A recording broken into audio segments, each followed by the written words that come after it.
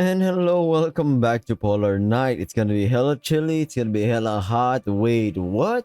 But yeah, subscribe, like, comment, share to friends and loved ones. Let's get back to the game. Now I am curious. We saved this. We absolutely saved this one. Should we go to the gym? Get some air on deck? Or I mean my brain keeps on saying, now this is cinema. So let's go for cinema. I do love this the theater. Not the theatrical arts, but a cinema. Yeah. I guess here in the Philippines we call it cine. I know we shorten words. Kind of funny actually. Funny not in a bad way, but amusing, not funny. Going back to the game, the cinema, such as it was exactly as it appeared in the handbook. A large bare room where cheap plastic chairs had been arranged in front of a projector. Dana, June, and Gail were huddled. Oh, okay, that's my chair squeaking. My bad of them. Around the shelf, chatting amongst themselves. I keep saying the chair is squeaking. I'm trying to fix my posture. Yeah, I do have back pain. Weirdly enough, I had lower back pain since like ever, but it was on a scale of 1 to 10. I know I'm yapping. It's like 1, but now it's like 4. And this is the time when I actually start losing weight. So I think there's a muscle imbalance, or maybe something here is tight and it's messing my body up. June turned to look as I entered, grinned and waved me over. Hey Garret. Dana and Gail also glanced over. Gail smiled while Dana looked nonplussed. We were thinking of watching something but couldn't really decide. Ooh. What was it? James Gunn's like new he's like animated series. It was Task Force X. It was kind of like that, but it was like it was not Howling Commandos. That's Marvel, right? I don't know. I hope it comes back to me. It's in the tip of my tongue. More to the point, there's not much choice. Okay. I scanned the shelf full of DVDs, and I wasn't impressed by the selection. Rom-coms, family-friendly rubbish, sentimental mush. I wouldn't mind, but there wasn't even any decent family-friendly stuff, like classic animated movies or Voxar stuff. Tough choice. Come on guys, try to get into the spirit. I'd sooner hang myself forever than watch this dross. Me and Gail both snickered, but June looked genuinely hurt. Sorry, I know you're trying. I mean, we could just chat. I just realized I don't really know much about you, June. Oh, me? No, me. She looked surprised. I mean, not much to say really, just a seafarer trying to make my way in the world. Seems an odd choice of sea to fare, if you don't mind me saying so. And I figured you'd want a ship in the Caribbean. That way you can take a dip whenever you want. I'm not much for the heat, which isn't to say I wouldn't love a dip in warmer waters, but just thinking of the constant heat in that climate makes me itch. I'm curious, actually. Did you train for this job, or was it just something you picked up? I don't really know much about jobs on ships. That's actually a good question. I am curious. Oh, I was a bartender during my student days. Mom wanted me to be a police diver like her, but I wanted to be around people, you know? Entertain, chat, that sort of thing. Tired working on a big cruise line, but it didn't really work out. Oh? Why? I'd have thought you'd get more than enough people to chat to on one of those things. That's just it. It felt too impersonal. I did see repeat faces, but mostly it was just an endless sea of complete strangers. Figured I'd try a smaller ship, more intimate that way. So here I am. How long have you been on board then? About 6 months. Joined around the same time as Joseph. Her voice cracked slightly and I swear I saw her eyes dart to the door. In a flash, it was back to normal though. Did you say your mom was a cop? Yep. Police rescue diver. I'm proud of her and all, but not something I could ever do. The story she told me, she didn't always pull living people out. I was about to say, aren't those the people that go in, not dive in the water or deep dive underwater and pull up either dead non-living people, usually non-living people, decomposing cadavers. Okay, going back to the thingy. And those who weren't alive were not always, yeah, exactly, as I was gonna say. Damn, mom was a cop too. She never got used to it either. Oh, what department? Is she a detective or... It lasted just a second, but Dana's eyes twitched, her tail swished sharply, and a brief flash of white between her lips sent a shiver up my spine. Yeah, detective. Apparently June and Gail both caught her sharp tone shift. I nervously cleared my throat. So, Gail, what was her mom like? Don't patronize me, I don't need to be treated with kid gloves. Jeez, man. Woman. The glare she shot me made my fur stand on end. She was killed in line of duty. I'm so sorry. Don't be, I don't need pity. I joined the force because of her, made me who I am. Oh, you're a police officer? Detective. Okay. When she didn't say anything more, we could only shuffle awkwardly. Guess that's an end to that topic. Oh, I was meaning to ask about Tabby. Is she okay? After last night, I mean? Oh, yes, of course. It was very kind of you to bring those lanterns, by the way. Tabby probably didn't say anything. She's like that, but she's really grateful. Nonsense. I'm just glad she's okay. Must have been frightening. Was she always scared of the dark? If you don't mind my asking, of course. No, it's fine. She was never particularly fond of the dark, but she got trapped in a crawl space when she was young. Pitch black, barely any room to move, absolutely horrible. Yup, that pretty much does it, if that actually happened. So she's not a fan of cramped spaces either. Damn, poor kid. Well, I'm here to help. Always. Just give me a shout, okay? I know, thank you. Glad the conversation had brightened up a bit. I suddenly recalled something that had been bugging me since last night. June, I was meaning to ask you about Joseph. Oh, what about him? Just, curious what he's like. He's nice, just private. He's the only engineer on the ship though, right? Yeah, okay, see, this is what I'm talking about. It seems like this crew is absolutely lacking. Is it the funds? What, the logistics? I don't know. Maybe all of the above. Something fishy smells. Something fishy's going on here. I don't know why you said smell. Sorry. This is not the public market. She could see where this was going, it seemed. I was just wondering why a ship this size is such a small crew. I'd have thought he'd have, I don't know, an assistant. Oh, I can assure you he's very capable.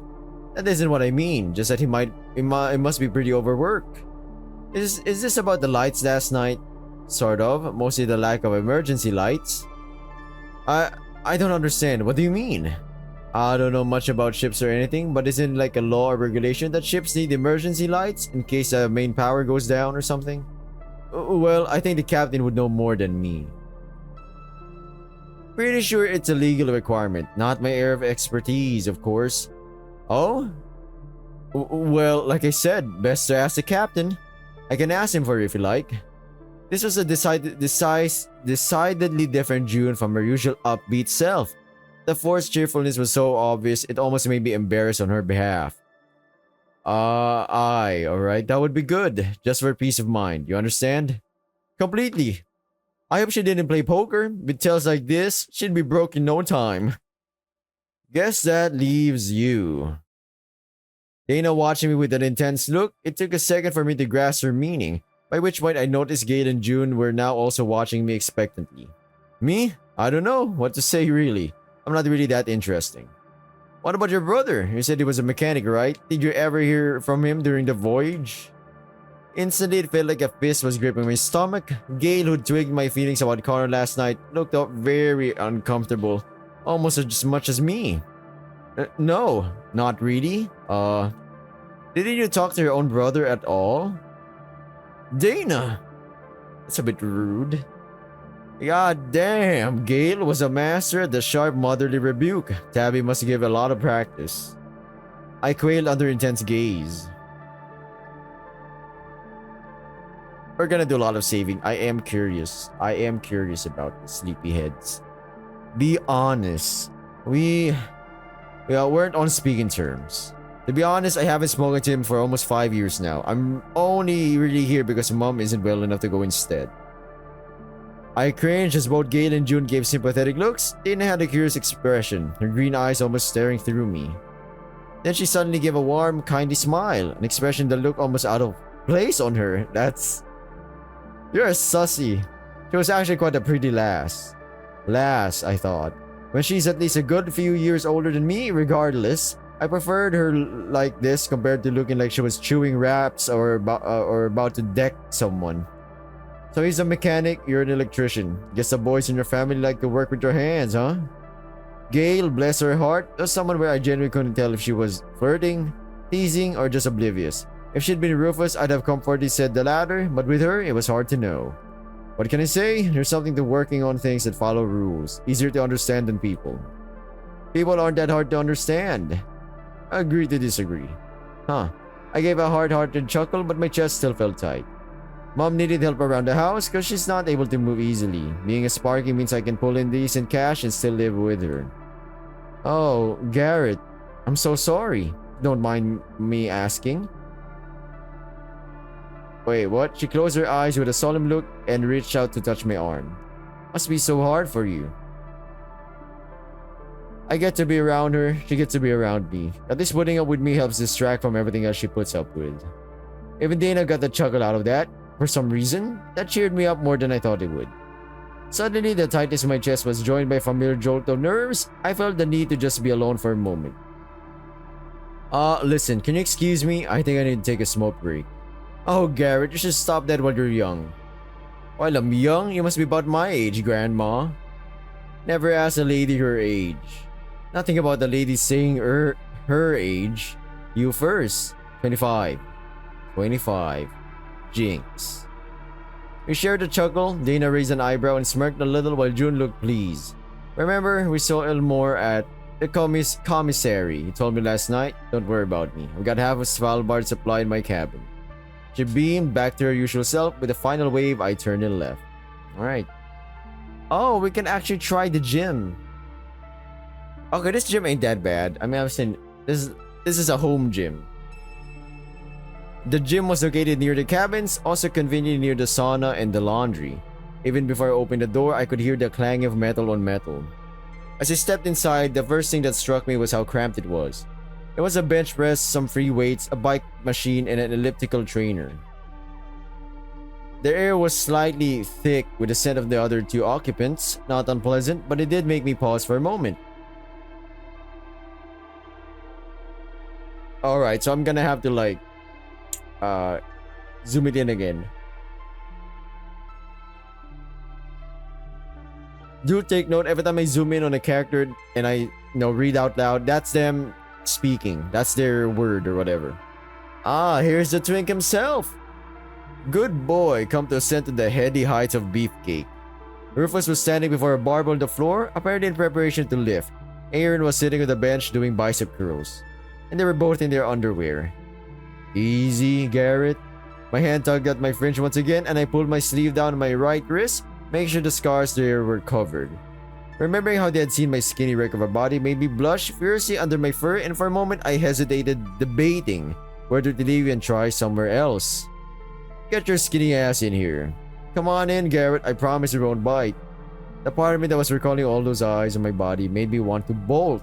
But the part of me that didn't want to humiliate myself by bolting at a bit of teasing one.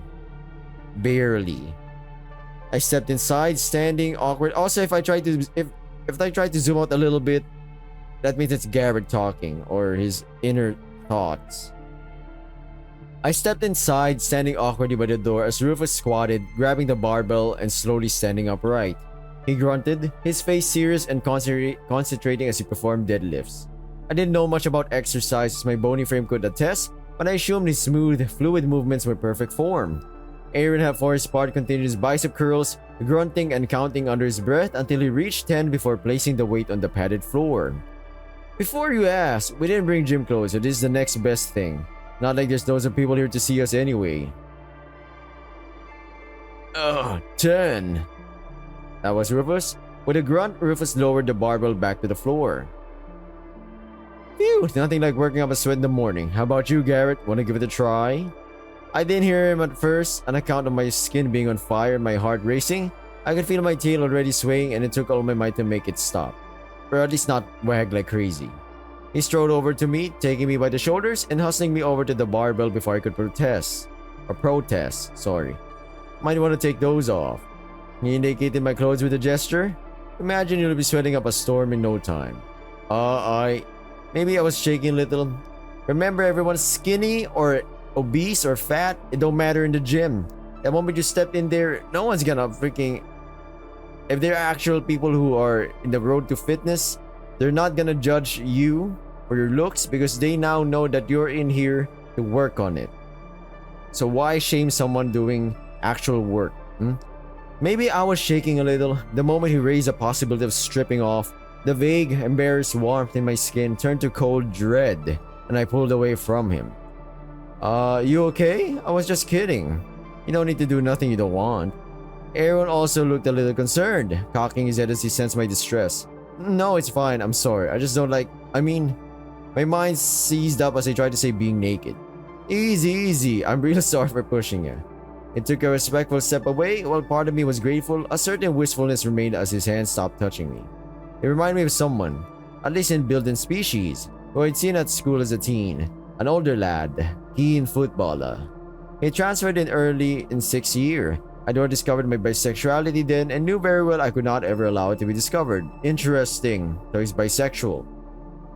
Makes a lot of sense. It kind of like gets a little bit blushy with the men and it gets blushy with the ladies. Alright, that confirms it. He said it himself. The bullying was bad enough, but knowing I was into guys and also sharing a locker room would likely make me a pariah. But still, even though my god, I gotta search this again.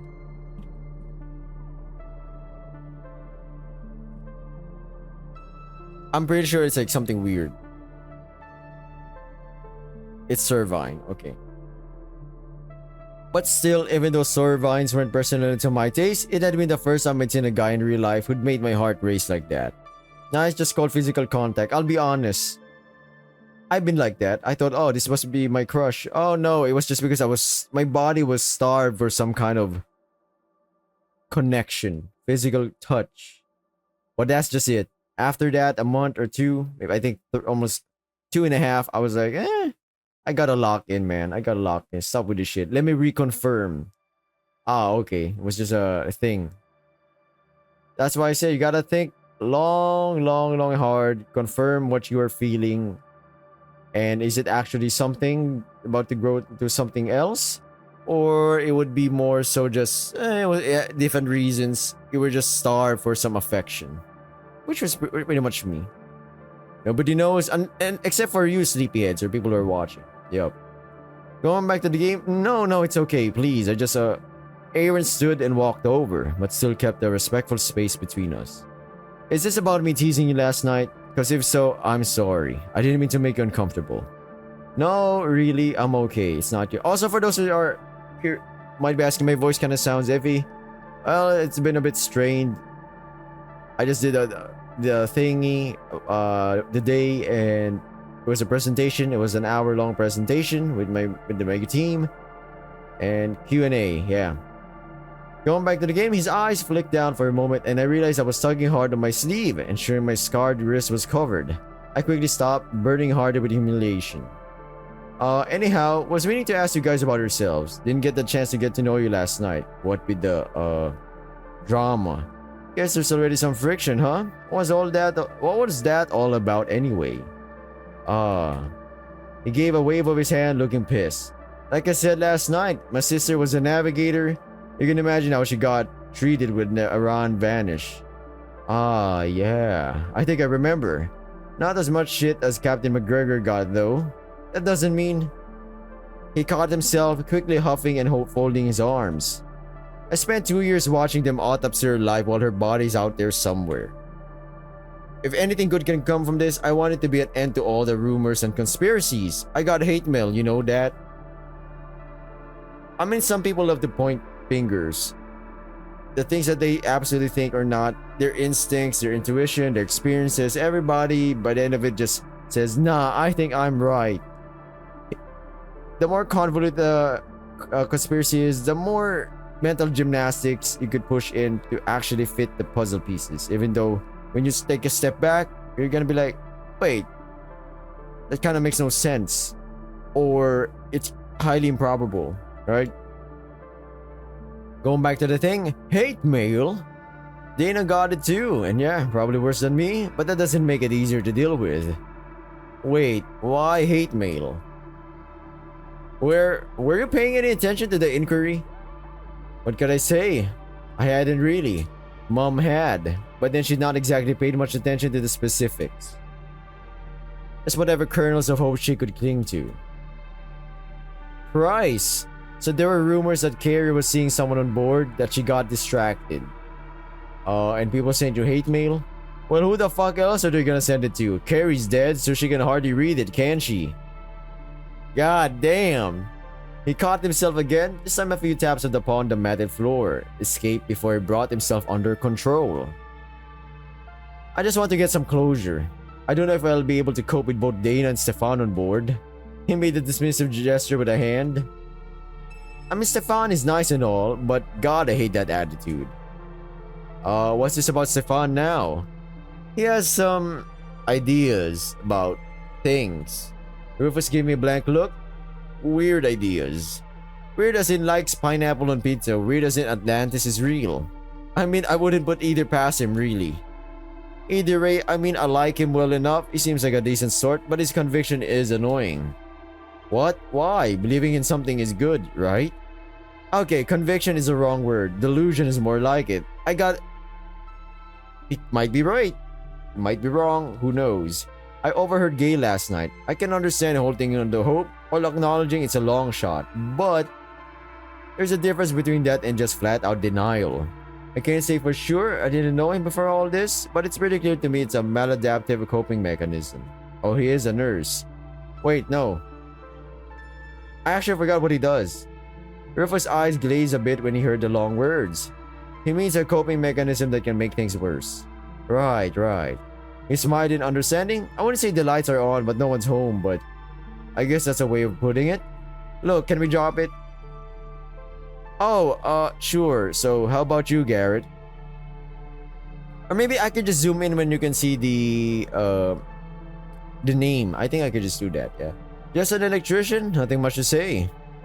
Oh, not a college kid. Actually, I'd have pegged you for a bad boy, what with the scar and all.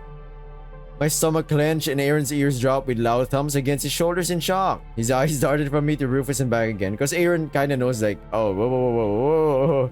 Like, damn kid, I hope you fucked up whoever did that to your eye. The chicks will be into it though, I'll bet.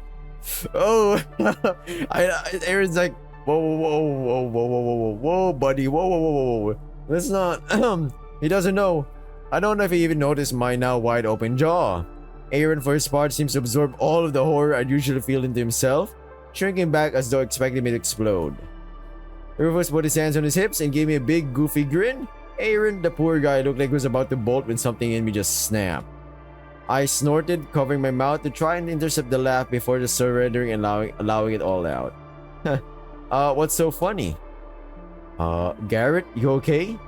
Yes, I'm fine. I struggled the words out amidst another fit of laughter before calming myself. I didn't know what triggered it. Maybe just how oblivious the big dunce was. Yeah, I can't really hate Rufus. He's just... There's no ill intentions in the things he says. He just doesn't know. It's not... He's like full-on extrovert, but with bad social cues, or... Not really skills, but social cues, yeah. Aaron looked relieved and gave a nervous laugh before finally brightening. I felt another pang of guilt about how I'd snarled at him yesterday. Fuck, I was oversensitive about my eye. So, about your sister, Hannah, right? I saw the look he gave me before turning to Rufus. I guess it was sweet of him to move the topic away. Huh? Oh, yeah. His smile faded and his eyes misted a little. She was always the brains of the family. Could have been whatever she wanted, I reckon. But she loved the sea. Always did. Mine and Aaron's smiles cracked as he looked in the middle distance, reminiscing. Never heard nothing but the best about her out of the fellows she worked with, and she worked a job that's still a man's world, near enough. Ain't no way she'd let anything happen to the crew if she was able to stop it. At this, his expression hardened. His entire body went rigid, like it was tensing for a punch to land. I get why you're pissed, Aaron. Really. But remember that Carrie wasn't the only one on the Arran who got their memory dragged through the mud. And like you said, if it'll end the rumors, I'm all for giving this glorified canoe ride a shot. Can't say I'd sleep well knowing I let this chance slide. So that said, I can sympathize with Stefan, and I know. He held up his hands as he saw Aaron bristle. I get he has some weird ideas about what happened to the Arran, but I reckon he's into something about that sheriff fella. You mean about how he's hiding something? I don't claim to be a clever man, but if even I can see Sheriff ain't been fully on the level with us, I'd say it's a safe bet there's something going on. Yeah, I'll be honest. If Rufus, this big goof over here, this hunk of meat, mother man, kind of feels iffy with Sharif, well, shit, our money, right on the money, I guess. Like what? Well, I guess that's for the college guy to figure it out. He broke into another goofy grin and slapped Aaron on the shoulder so hard I heard his teeth clatter. Anyhow, I was planning on talking to the captain about last night. You know, the whole no emergency lights thing. Oh yeah, nearly forgot. Can do it at lunchtime. You all are welcome to tag along. Maybe the beefcake, the bad boy, and the, He gave Aaron a look like he was trying to figure out a nickname for him, making Aaron look almost as horrified as when he'd expect me to go mental about my eye. Please don't finish that thought. I don't think my ego could take it. Could confront the captain together and get some answers. Huh? Sure. Fair enough. Great, now if it excludes me, I need to finish my sets. Me too. You're welcome to stay and admire the view if you like. He gave an exaggerated wink and flexed an arm, apparently a master of going from being cute to being ridiculous in seconds flat. I rolled my eyes and gave a dismissive wave, but left them to their devices, a little more cheerful than when I'd entered at least. Oh, we could actually get some air on day. I'm really curious with the sheriff thing, but you know what? Screw it. The sudden cold sent a shiver through me. It's gotta be colder. They're way in the Antarctic, right? The sudden cold sent a shiver through me. It was even colder than last night. I could hear the engine now clearly, a soft hum just audible over the wind. But what hit me the most was just how calm it was. The wind was stronger than what we'd been in port, but the sea was still around us. Periodic ice. Floes floated briskly by. Flows. Interesting word. The sound of a familiar, enthusiastic voice broke the spell. I looked over to the bow, its bow, right? And saw Stefan and Tabby. Stefan had his camera raised, snapping shots of the ocean and the moon. He paused every other shot to gesticulate and chatter. Tabby was nodding along, staring out at the view. My hand reached for my pocket, fumbling through it for a moment, my heart jumping a bit as I couldn't find my smokes. My hand closed around the back and I sighed with relief, as I'd done more times than I'd ever like to admit. I pulled a cig from the pack with my teeth, flicked my lighter and drew. The familiar warmth filled me, followed by a pang of guilt. I knew this was terrible for me. I knew Mom hated it. But it never ceased to amaze me just how quickly all reason and logic flew out the window with a drive hit. That nicotine, huh? Woo! It's one hell of a drug, I gotta tell you.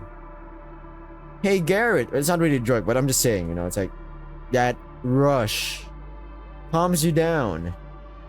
Exhaling and silently swearing that next time will be the one where I quit for the 50th time this week.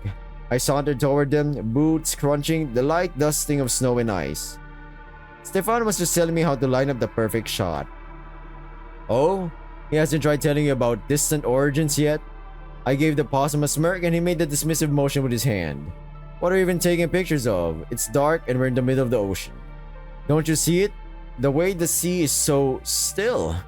The way the moon reflects little dots of ice. You know what? That's actually nice. He thought that when all he got back was a pair of us giving him skeptical looks. Philistines.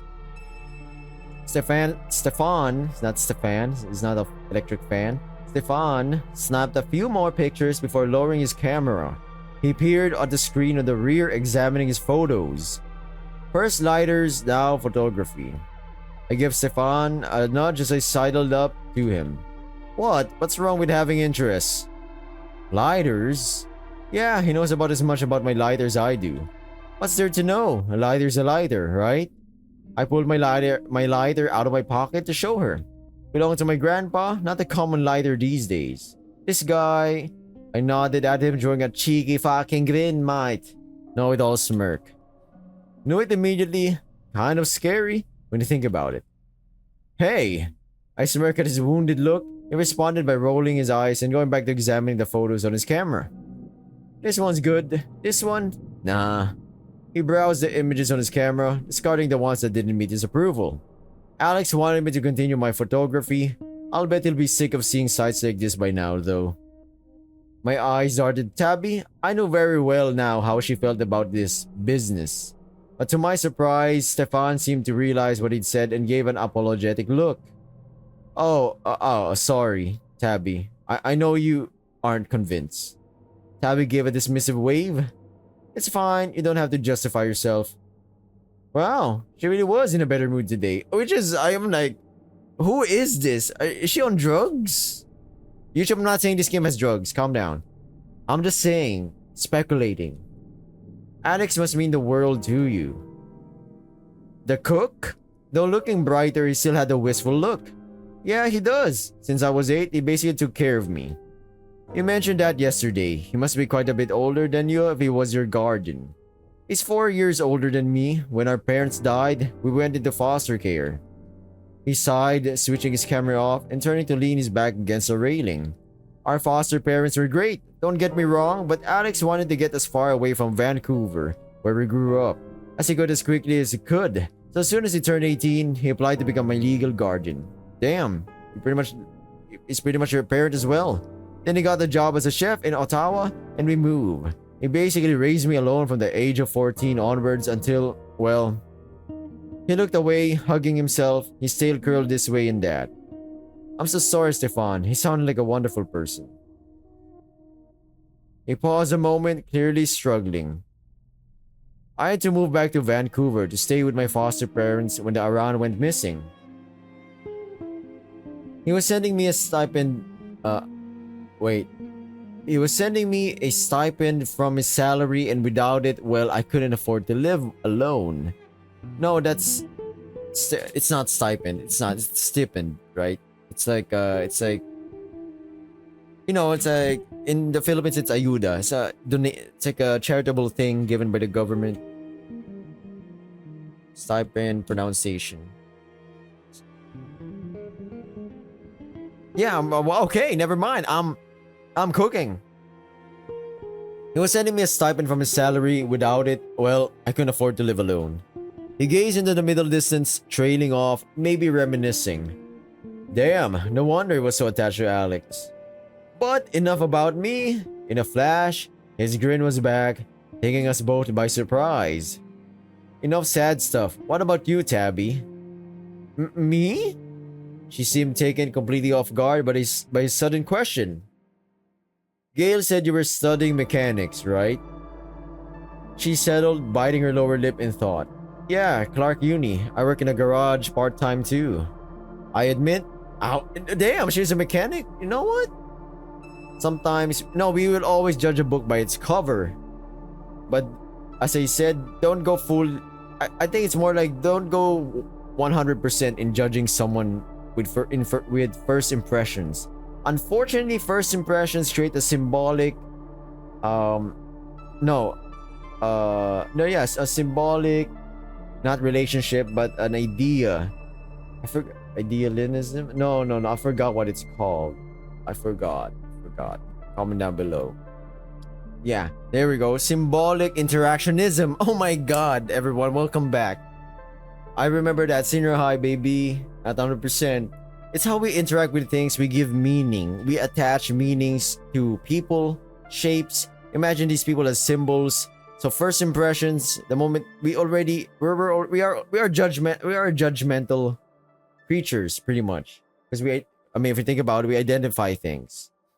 So either way, no matter how bad our social cues are, social skills or whatever, we still try to attach something. The moment this person approaches us, are they friendly, how they talk, whatever, and that symbol is attached, or the meaning that we attach to them, it's deeply ingrained, and it's hard to not fully go back to it.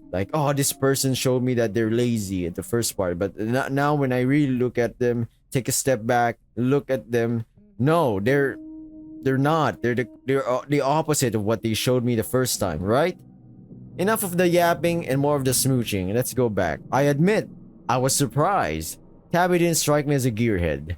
Although the more I thought about it, I didn't know what a gearhead would look like. I wondered if I struck anyone as a Sparky. What would a stereotypical Sparky look like? My mind was filled with images of mad scientist types with static electric frazzled fur and wearing goggles. That's neat. Know your way around an engine then. A bit. Despite her vague answer, her demeanor shifted. Confidence. Gravitas. She smiled more, making eye contact and uncrossing her arms. Seemed we'd found one of her preferred topics. Always loved fixing things. Gail was always a people pleaser. This ship might need you, the way things are going. Yeah, definitely leaving a 1-star review. Me and Stefan exchange looks, not sure how far to press. Look, I know you both know, okay? Gail isn't as subtle as she thinks. I do appreciate you asking if I was okay, Garret, and I'm not ungrateful for you guys coming to check on me, but it's not something I want to talk about, okay? Of course, I mean, we're not... Yeah, I understand. That said, she had a thoughtful look, staring back at the Sylvia's lounge. I'm pretty sure functioning emergency lights are a legal requirement for ships. That's what I was thinking. And this morning, the heating was off. Oh, I know that. I heard Garret made the discovery make the discovery himself. He gave me a 2D fucking grin, mate. Hobby smoke. Hey, to be fair, I think everyone heard Garret. Oh, fuck you guys. They both chuckled as they burned with embarrassment, although I admit it was nice to see them getting along. Tabby especially. What got you into mechanics then, if you don't mind me asking? Tabby thought for a moment. I guess Dad did. He taught me how to fix my bike when the chain came off when I was a kid. I guess it just clicked. Something nice about fixing something. The way you can go from being a useless fucking object to working order. Oh, sorry. Wish I had a skill like that. Nothing stopping you. I'll be honest, you know what stops people? Themselves. And their circumstance. It's like, of course, not everyone gets born into like... Not everyone has equal opportunity. Opportunity in terms of resources, such as money. Or you could even say food. Food in terms of like... Let's say you want to have a good body. Well, you can't because you don't have money or there are other priorities other than like your diet. You might say, whoa, what kind of... Well, welcome to the real world, buddy. We lapsed into silence, gazing out over the sea. My hand moved automatically, placing the smoke between my lips as I drew again. Tabby gave me a withering look. Good thing Gail isn't here to see you. She'd probably swipe them from you. I'll bear that in mind. I offered her a smile as I finished, stubbing it out on the bulwark. I'm gonna take a few more shots. Alex might not appreciate this view, but I do. Well, I need some warmth, as you so generously pointed out. I gave the pair of them a faux accusatory look. I've had my fill of the cold for one day. Don't act like you're pissed with us, Garret. We see right through you. Stefan snorted and Tabby gave me a smirk. I blinked, confused, before I realized they were watching my tail. It was swaying behind me and I hadn't even realized. Traitor. I huffed, gave them a wave, and strolled back towards the lounge. Although I admit, I had a bit of a spring in my step. Well, that was a good talk. Having had a chance to tour my home for the next couple of weeks, I felt the familiar hunger pangs, triggered by the scent of warm food, wafting through the ship. Lunchtime was a quieter affair than breakfast. Arran, Tab, and Gail were absent, and by the time I arrived, the buffet was already stocked. Dana was having a conversation with June, while Sharif sat, as per usual, by himself at the conference room table, idly picking at a plate of food. It mystified me how someone who ate child-sized child-sized portions could maintain such a physique. He was once again absorbed by his notebook. Stefan was sitting at the opposite end with a mountain of food on his plate.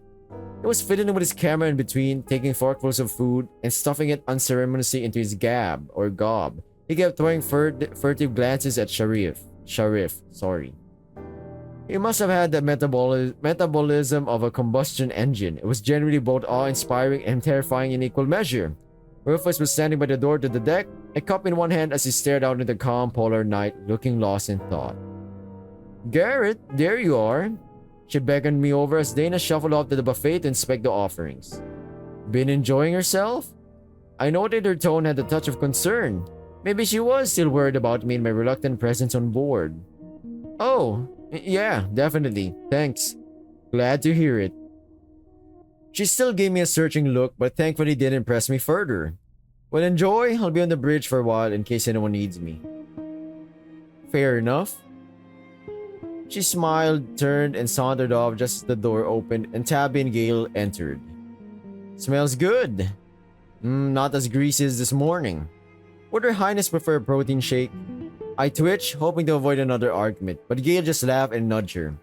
Not my fault I've seen the business end of a bad diet. Seeing cholesterol-stuffed arteries put me off cheese for life. I barely suppressed a dry heave at the mental image. Tabby spotted me and acknowledged me with a casual wave. Garret. I returned the wave with a small smile and surveyed the pickings. True enough, it was healthier than breakfast at least. Steamed veg, chicken and steak substitute, gravy, potatoes, pretty standard fare, but it smelled nice. The potatoes were nice and herby. I'd have preferred real meat, but again, mixed crew. Does he ever get full? She nodded at Stefan, who was busy scarfing down the rest of his grub as though he were afraid of someone was going to take his plate away from him. Experts are divided. Tabby gave a chuckle as we started to help ourselves. A loud clink of fork on plate announced Stefan was finished and he stood picking up his camera. I heaped some veg on my plate and inspected the steak. I didn't mind fake meat that much, but it could vary wildly in quality. While it never had the texture of real meat, sometimes it was more spongy, insubstantial rubbish that made me gag. I cast a sidelong glance at the sisters, watching what they chose. They both went for the fake chicken instead of the fake steak. Sometimes I wondered about the contradiction of herbivores eating stuff specifically designed to mimic meat. A lot of them found the idea horrific in principle. A loud click, as you think you've heard it, right?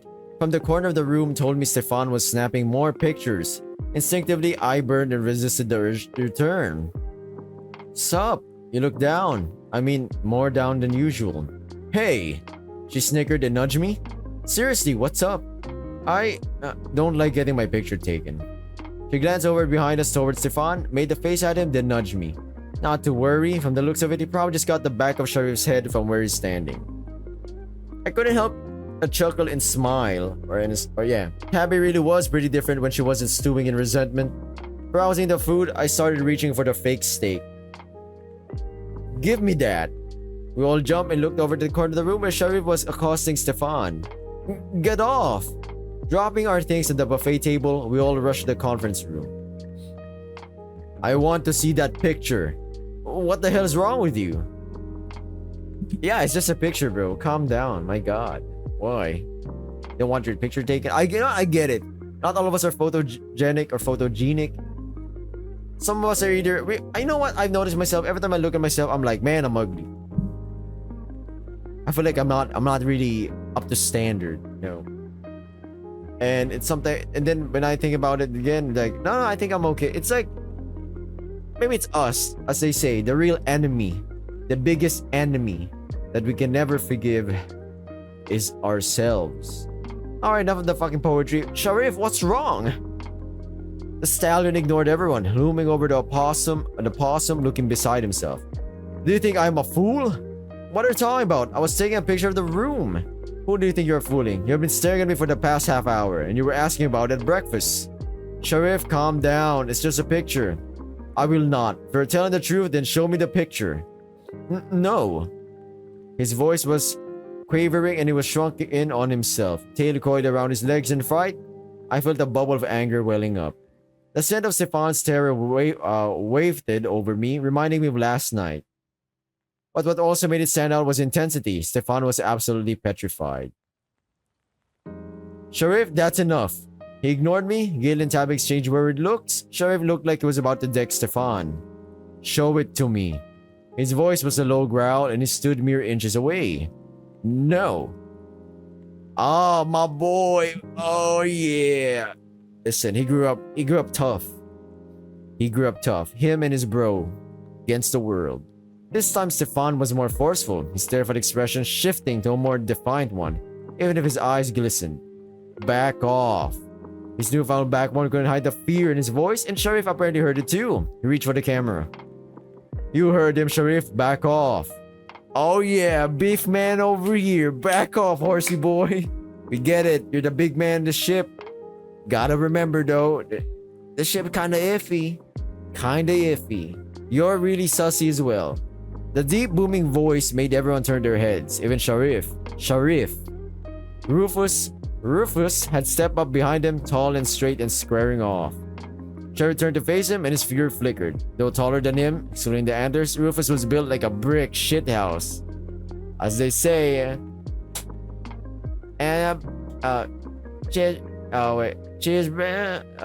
she's like a brick house. He took my picture without consent. I only asked, step away from him, Sharif. Oh shit. I got your back, Stefan. I got your back, homeboy. Because I'm about to end this video. I am a bit tired, everyone. I'm sorry. I always try to push this. I always try to record a video per day. Pump it out. Pump up the jam. But yeah, thank you for watching, everyone. I'll be seeing you. Sleep tight. If you're tired, sleep it off. I'll pray for you. No matter, as I said, praying doesn't matter what you believe in. But at the end of it, you're trying to give this person blessings. Don't matter. Thank you for watching. Bye. Next episode, I guess. Not really bye. See you later. See ya.